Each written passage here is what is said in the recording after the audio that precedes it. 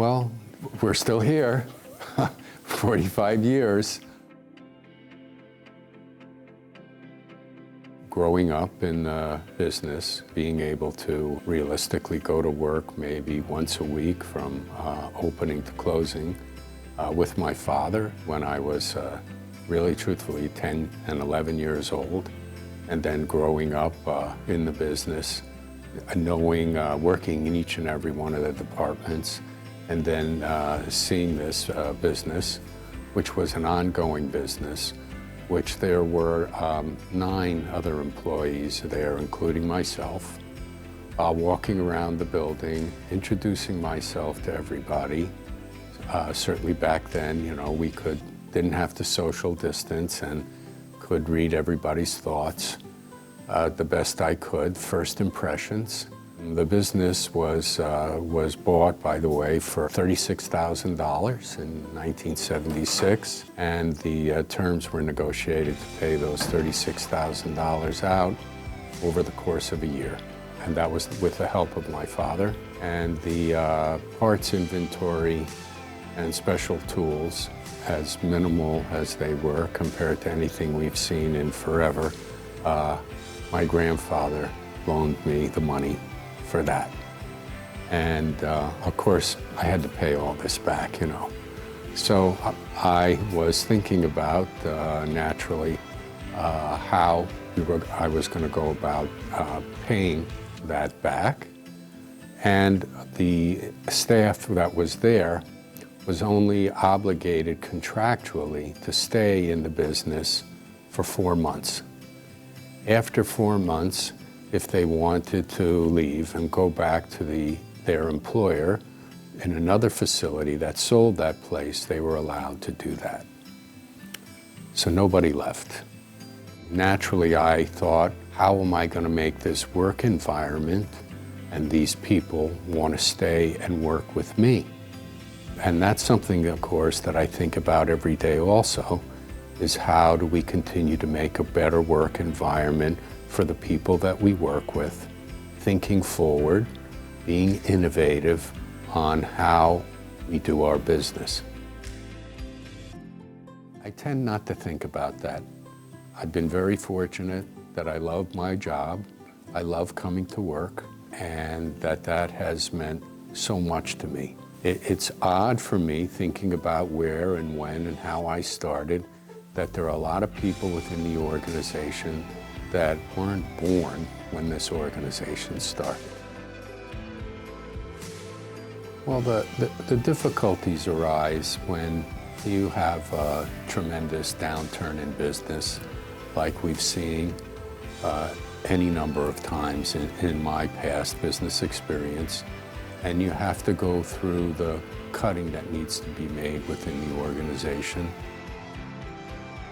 I'm most proud of able to develop and sustain a beautiful business, and being able to win the 100 best dealerships to work for any number of years has been great, and the top finishes that we've had in the area, being the largest Jaguar Land Rover dealership in the country. We are the largest Lamborghini dealer in the country as well. The accolades that we have had, the fabulous people that I've been able to work with. It's been a wonderful, wonderful experience.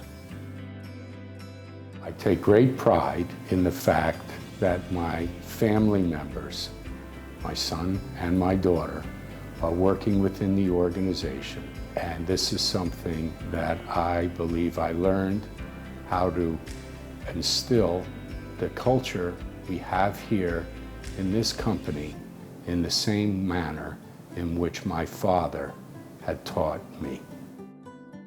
The company has also been blessed by our CFO here, working with us for as many years as he has, and the innovative mind that we're able to work with and continue to build this company in a manner in which we like to call making it future-proof. I would be very remiss if I didn't mention how fortunate I am to have the support system that I have at home from Vicki and my family, and what this means to me, and how this has enabled me to continue to do what we do here every day. Because great people around you make you a winner. It looks like we're being able to maintain the levels that we were in prior to COVID. We've even seen some good growth in different areas, although they have their particular challenges. We are prepared for electrification as that continues to grow, and it remains to be seen how far that and when that will grow, but we are definitely prepared for that. We're not taking a blind eye to that. Certainly, the digital communications that we've had, we like to think are leading edge, and we're working on that every day to keep that moving. And where are we going to go with this touchless environment that we have today, and how is that going to evolve? We look forward to being able to grow, to take our staff with us. You know, the thing that I love to see people drive out of the showroom naturally with a new car. Okay, I love to sell cars, there's no doubt about that.